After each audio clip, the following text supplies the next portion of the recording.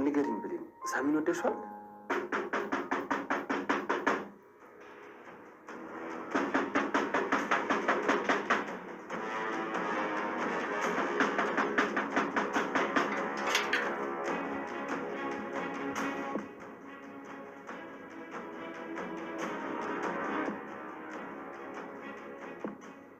የጠላቶቼ ወዳጅ፣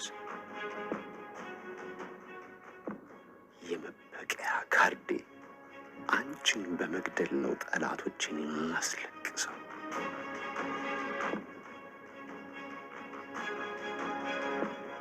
ብሌን ታገተች። መግቢያው ላይ እንዳያችሁት ብሌንን ምክንያቱም ጠላቶችን በአንቺ ስቃይ ነው እነሱን መበቀል የምችለው የመበቀያ ካርዴ እንኳን ደህና መጣሽልኝ ብሎ እንግዲህ ብሌንን ወስዷታል። ብሌን ምንም መሆን የለባትም። ከዚህ ውስጥ አሁን ራሱ ሳሚ ያድናታል። ዳግም ግን በቅናት ሲንጨረጨር አሁንም በድጋሚ ምንም የሚያደርግ አይመስለኝም። ሰላም ሰላም፣ ውድና የተከበራችሁ ውድ ቻናሌ ቤተሰቦች እንዴት ናችሁ? ደህና ናችሁ ወይ? ዛሬም አደራን ድራማ ነው ይዤላችሁ የመጣሁት። ወደ ቃልና ወይዘሮ ገነት ስንሄድ ቃልም ብሌንና ዳግምን እያጣለቻቸው፣ ምክንያቱም ያለውን ርቀት በጣም እንዲሰፋ እያደረገች ነበረ። ዳግምም ብሌን ጋር ገብቶ እየለመናት ነበረ። ብሌንም እንደፈለክ መሆን ትችላለህ፣ እኔን ትቀናለች ብለህ ነው ወይ ከዚች ከቃል ጋር የሆንከው? ለእኔ ስትል ለምን ከሌላ ከፈለግከው ሰው ጋር አትሆንም? እኔ ምንም የሚያገባኝ ነገር የለም እያለች ልክ ልኩን በምትነግረው ነበረ። ብሌንዬ ምን ላርግልሽ? ልክ ልኩን ነው የነገርሽው፣ ግን ደግሞ ዳግም እንደዚህ ስትናገሩ ይከፋኛል። አሁን አንቺን ትቶ እኔን ያየኛል ብላ እንግዲህ እያወራች በነበረበት ሰዓት ጮክ ብላ ማውራቷን ትዝ አላላትም። ግን ደግሞ ወይዘሮ ገነት ሰምታ አንቺን አያይሽም ብላ ነው ቆሌዋን የገፈፈችው። ቃልም በጣም ነበር ደንግጣ እየዞረችው። ወይዘሮ ሰላምም ቆይ አንቺ ልጅ ግን ምን ባረግሽ ነው የሚሻለኝ? ሁሌ ተንኮል፣ ሁሌ ወደ አቶ በኃይሉና ወደ አሳደገው አንበሳ ስንመለስ እንግዲህ አንበሳውን በጣም ተናዷል። ምክንያቱም እንዴት ነው እስከዛሬ ሁሉ እንደዚህ እየደበከኝ? እንዴት ነው ይሄና ሁሉ አመት ስትዋሸኝ የኖርክ? እያለ አንበሳውም የተናደደ በነበረበት ሰዓት እንግዲህ አወቀ። ስለዚህ ካወቀማ ሳይቀድመኝ ልቅደሙ ብሎ እንግዲህ የራሱን መሳሪያ በራሱ መሳሪያ አንስቶ ሊመታው በነበረበት ሰዓት እንዴት ነው እስከ ዛሬ ድረስ እህትህ የቤተሰቦቼ ገዳይ መሆኗን እያወቅ ዝም ያልከኝ? በሚለው ሰዓት እንግዲህ አቶ በኃይሉም እሱን ራሱ ከመግደል ወይም ደግሞ ከመውጋት ወደኋላ ብሎ እሱን ነው እንዲህ የምትለኝ የሆነ ጅል አንፎ ብሎ አንበሳውም ጋሼ አንተ እኮ ከአባቴ በላይ ነህ፣ ለእኔ እኮ አንተ እንዳባት ነህ። ለካ ያንን ሁሉ ጊዜ እየተጠቀምክብኝ ነበር ወይ? እኔ ላንተ መጠቀሚያ ካርድህ ነበርኩኝ ወይ? የእናትና የአባቴን ሞት ተጠቅመክ የፈለግከውን ነገር ስታሰራኝ ነው የኖርከው። ይሄንን ነገር ማመን አልቻልኩኝም። በአሁን ራሱ በጣም ግራ እየተጋባሁ ነው። የእናትና የአባቴ ገዳይ እህትህ እየሆነች እስከ ዛሬ ድረስ መደበቅህ ምን ይሉታል? በኃይሉም ጫንጫን እየተነፈሰ ለዚህ ነው እንዴ እኔ ደግሞ እናትና አባቱን መግደልን ያወቁበት መስሎኝ ብሎ እንግዲህ ተንፍሷል። ምክንያቱም አቶ በኃይሉ ይዘገያል እንጂ እውነት ነች፣ እውነት መውጣቱ አይቀርም። የዛ ጊዜ ምን እንደሚወጥ ያሳደከው አንበሳ አንተኑ ሲበላክ ማለት ነው። ብታስበው ጥሩ ነበረ። ምክንያቱም አሳድገህ ለራስህ ነው። ምክንያቱም ብሌንን አሁን ላይ ምንም ያረጋታል ብዬ አላስብም። ያው አግቷት እያሰቃየ ለሳሚና ለወይዘሮ ሰላም እየደወለ እርግጥ ማሰቃየቱን ሊቀጥል ይችላል። ግን ደግሞ ሳሚዬ ጀንትልማን፣ ሳሚዬ አፍቃሪው ማለት ነው ለብሌን ህይወቱን ራሱን ለመስጠት የማይሰስተው ሳሚ ሄዶ ነው የሚያድናት። ምክንያቱም ከዚህ ከልጁ ጋር ራሱ ተፋልሞ ተዋግቶ ነው ብሌንን ያወጣታል።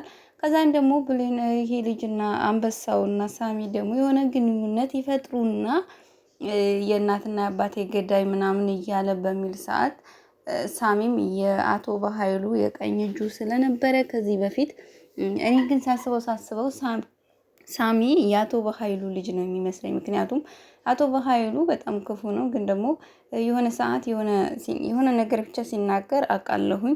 ምክንያቱም የሰላምን አባት ራሱ እንደገደለ ያውቃል ሳሚና ብዙ ሚስጥር ስለሚያውቅ ይሄንን ራሱ የሚያውቅ ይመስለኛል ሳሚና ለዚህ ለአንበሳው ይነግረውና አንበሳውና ሳሚ ተያይዘው አቶ በኃይሉን የሚበሉት ነው የሚመስለኝ። ምክንያቱም አቶ በኃይሉ የእሱ መጨረሻ እየደረሰ ነው የሚመስለው።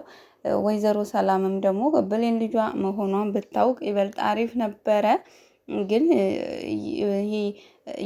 ይበልጥ ወይዘሮ ሰላም ማለት ነው ብሌን ልጇ መሆኗ የምታውቅበት እንትኑ በጣም ረዘመ።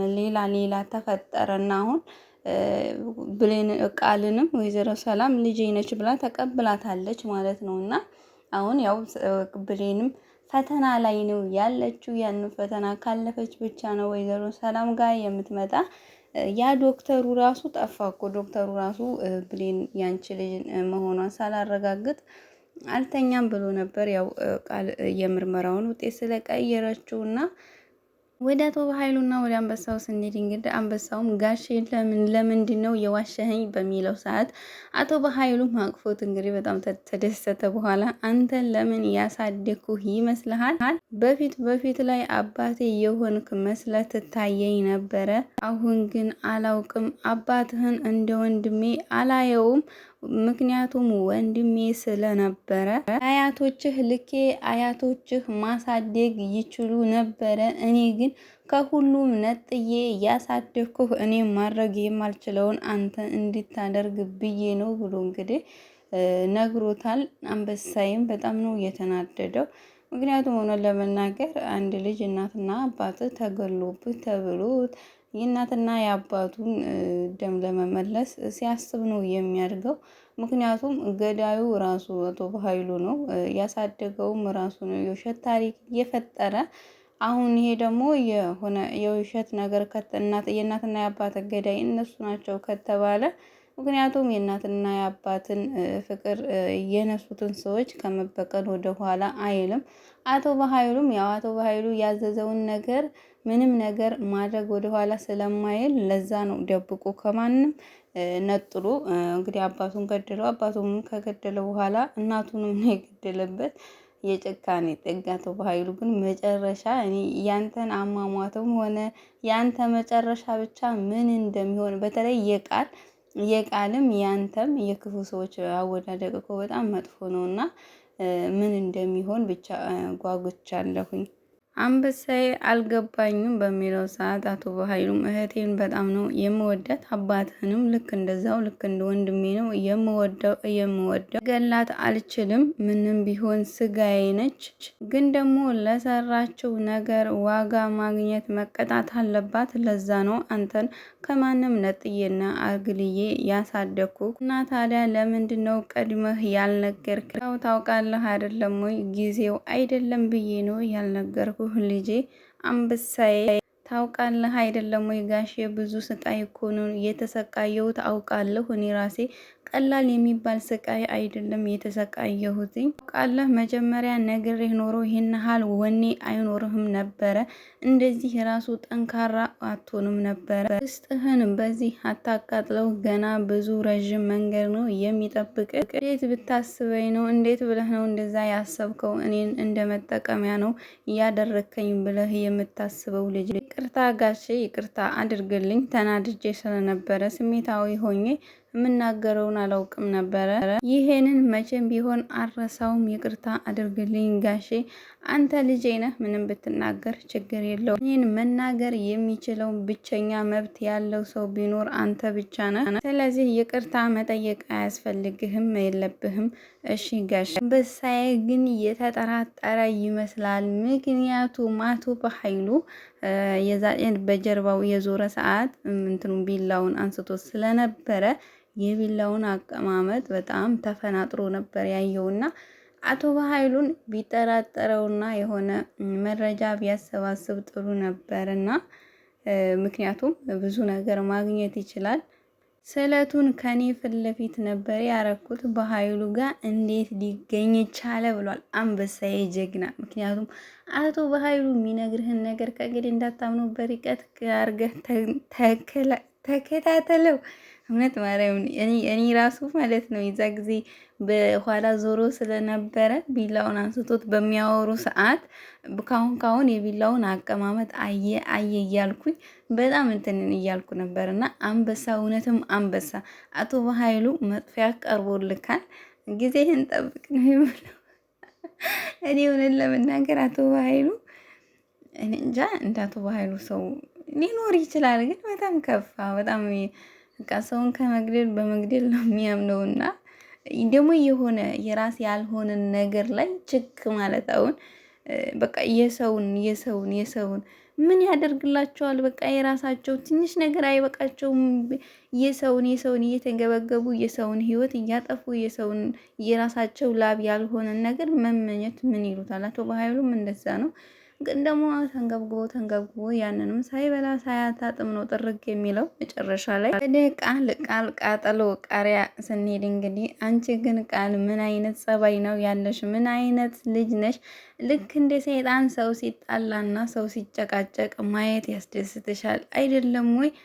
ኧረ እናቴ እኔ ደስ ብሎኝ አልነበረ? ምን አለው ስታወሪ እንኳ ውሸት ሳትጨምሪ ብታወሪ። ሁሉንም ነገር እኮ ቆመን እያየንሽ ነበረ። ግን ለምንድን ነው እንደዚህ አውሪና ጨካኝ ሰው የሆንሽው? ወይዘሮ ሰላምም ቃል በአንቺ ተስፋ ቆርጫለሁ፣ እመኝኝ እማዬ፣ እቀየራለሁ፣ ተቀይሬ አሳይሻለሁ፣ በጣም ይቅርታ አድርግ። ወደ አቶ በኃይሉን አንበሳዬ ስንሄድ አቶ በኃይሉ ምን ሆነ ነው እንደዚህ በሀሳብ ሄድከው በሚለው ሰዓት ምንም አልሆንኩም ጋሼ፣ ይሄ ልጅ በዚሁ ከቀጠለ የአባትና የእናቱ ገዳይ መሆኔን ያውቃል። ስለዚህ ስራውን እንደጨረሰ መወገድ አለበት ብሏል። እንግዲህ አሁን ላይ አንበሳው ወይም ደግሞ ስሙ ማን ነበር ማለት ነው እና እሱ አሁን ለሱ ምርጥ መሳሪያው ስለሆነ ወይዘሮ ሰላምን ወይም ደግሞ ብሌንን እንዲሁም ሳሚን ለማስወገጃ ያመጣው ካርዱ ነው። እንግዲህ አሁን ላይ እሱ ልጅየው ራሱ በጣም እየተጠራጠረው ነው አቶ በኃይሉን ግን የሚቀድመው ነው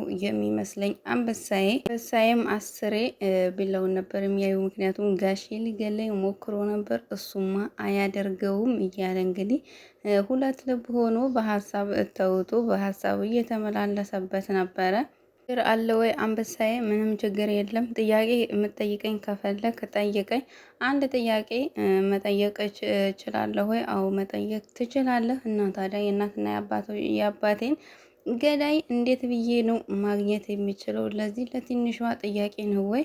ምነው ሌላ ጥያቄ ይጠይቀኛል ብለህ አስበህ ነበር ወይ? አይ እንዲሁ ገርሞኝ ነው። ጥያቄ ልጠይቅ ስትለኝ ትልቅ ነገር መስሎኝ ነበረ። ትልቅ ነገር ለአንተ ምንድን ነው? እንደው እሱን ተወው፣ ዋናው ጉዳያችን ብንገባ አይሻልም ወይ በሚለው ሰዓት አንበሳዬም ጋሼ አስተያየቱ ራሱ እንዴት ደስ ይላል። ልክ እንደ ሳሚ ቆራጥ የሆነ ጀግና ነው ማለት ነው አንበሳዬ። ጋሼ የሆነ ነገር ከኔ ለመደበቅ ወይም ደግሞ ለማሸሽ እየሞከረ ነው። በጣም እርግጠኛ ነኝ ትልቅ ነገር ደብቆኛል። ትልቅ ነገር ነው እየዋሸኝ። ይሄ ስለት ራሱ እሱ ፊት እሱ እጅ ጋር እንዴት ሊገኝ ይቻለ? በዚህ አይነትማ እኔን ራሱ ለመግደል ነው የሚያስበው።